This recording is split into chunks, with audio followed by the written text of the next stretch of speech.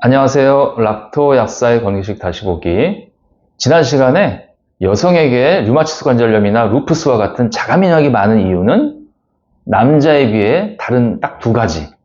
첫 번째, 에스트로겐이 많다. 두 번째, Y 염색체 대신에 X 염색체를 두 개를 갖고 있다 라고 말씀드렸습니다.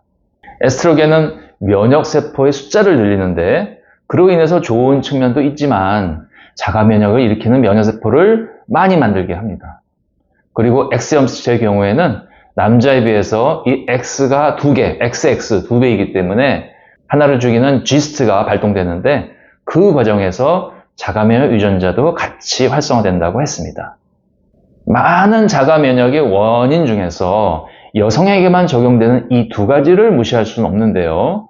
왜냐하면 이 차이 때문에 남성보다 여성이 자가면역이 작게는 8배에서 많게는 19배까지 증가하게 되니까요.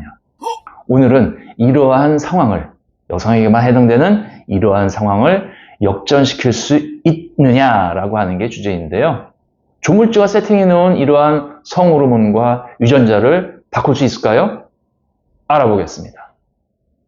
자, 우선 첫 번째 원인인 에스트로겐 과잉을 어떻게 해결할 수 있을까요? 자, 호르몬은 절대량보다 상대적인 양이 중요합니다. 같은 수용체를 갖고 서로 경쟁하기 때문에 이 상대적인 양이 더 중요한 요소입니다. 이게 바로 문제를 해결할 수 있는 키 포인트입니다. 자, 에스트로겐과 상반되는 또 하나의 여성 호르몬 프로게스테론을 에스트로겐과 비등하게 또는 조금 더 높게 존재하게 해주면 이 에스트로겐의 성질이 완화되는 쪽으로 조절된다는 사실입니다. 상대적인 양이 중요하다는 것이죠. 자, 과거 여성들에 비해 현대 여성들은 에스트로겐 생성량은 많지만 이를 억제하는 프로게스테론의 양은 그 분비가 적어지고 있습니다. 에스트로겐은 세포 분열성이고요. 여성의 성격을 여성스럽게 만드는 호르몬이면서 추가적으로 면역세포를 많이 만든다라고 했습니다.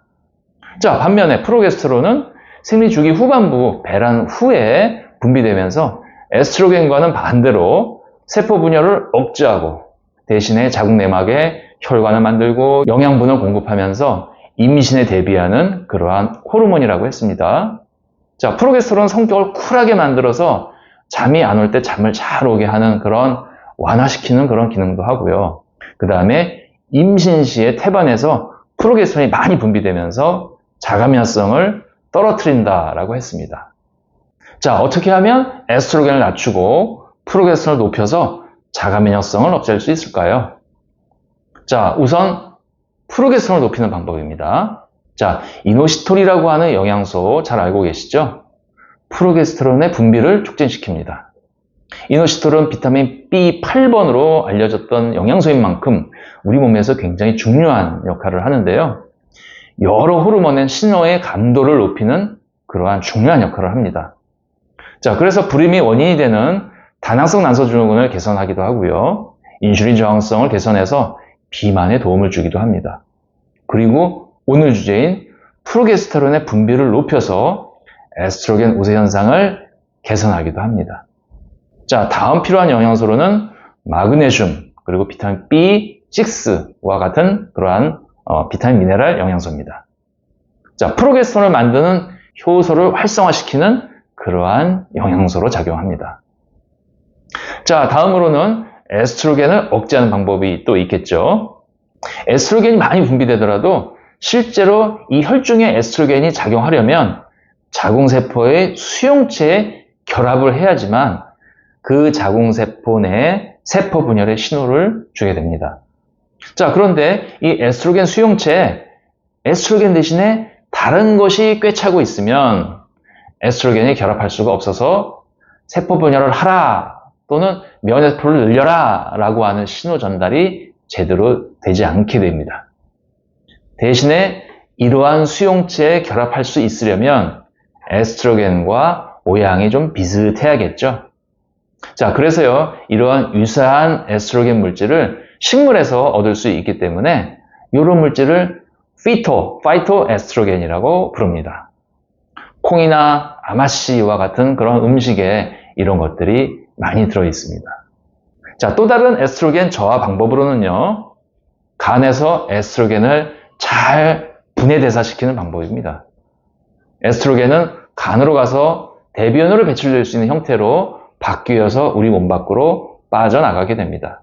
이러한 간에서의 해독작용을 돕는 물질들이 브로콜리나 양배추의 유효 성분들입니다. 설포라판 이런 것들이 유명한 브로콜리의 성분이죠. 여러 간장약 중에서 특별히 에스트로겐을 잘 분해하고 해독시키는 성분인 것입니다. 간에서 무독화된 에스트로겐은 담즙에 실려서 대변으로 배출되는데요. 자, 그런데 요즘은 장이 안 좋은 사람들이 또 많죠. 이 무독화된 에스트로겐이 장을 통해서 무탈하게 나가면 뭐 큰 문제가 없는데요. 장내 유해균 중에서 일부가 이렇게 무독화된 에스트로겐을 다시 유해한 원래 상태로 바꿀 수가 있다고 하는 것입니다. 베타글루크로니다제라고 하는 효소를 가지는 그런 아이들인데요. 이렇게 무독화된 에스트로겐을 다시 원래 모습으로 바꿔놔서 몸으로 다시 들어가면 원래대로 에스트로겐 우세증을 일으키고 자가 면역을 강하게 할 수 있다고 하는 것입니다. 이러한 균들을 요즘은 에스트로볼룸이라고 또 부르기도 합니다. 해결 방법은 어떨까요? 좋은 균들을 먹어서 이런 균들을 밀어내거나 아니면 유익균들, 좋은 균들을 장에서 직접 키워내는 그러한 식이섬유, 프리바이오틱스를 많이 먹는 방법을 써야 합니다. 자, 브로콜리는 섬유소가 많으면서 또 설포라판이 같이 들어있으니까 일석이조입니다. 설포라판은 렙틴 저항성도 억제하고요. 갈색 지방을 만드는 그러한 비만 억제 능력도 있으니까 어찌 보면 일석삼조라고 할 수 있습니다.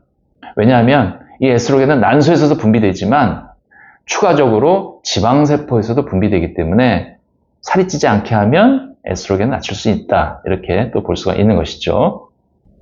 자, 자가면역의 두 번째 원인은 G스트라고 했습니다. 이 G스트는요, 2024년도 올해 발표된 내용입니다. 따라서 이제 연구가 막 시작된 분야라서 이를 억제할 수 있는 물질은 조금 더 시간을 갖고 기다려봐야 합니다. 하지만 우리는 미리 예측해 볼 수 있습니다. 유전자를 억제하는 물질이어야 하기 때문에 후속 유전에 영향을 미치는 메칠기가 떠오를 것입니다. 유전자 발현을 적절하게 조절해야 되기 때문에 이 엽산이나 베타인과 같은 것들을 먹어서 여기서 만들어지는 이 메칠기가 유전자 발현을 억제하게 되는 것입니다. 또 실이 감기는 실패처럼 DNA 사슬은 히스톤 단백질이라고 하는 실패에 감겨 있는데요. 이 실패가 풀린 것을 막는 물질이 또 필요하죠.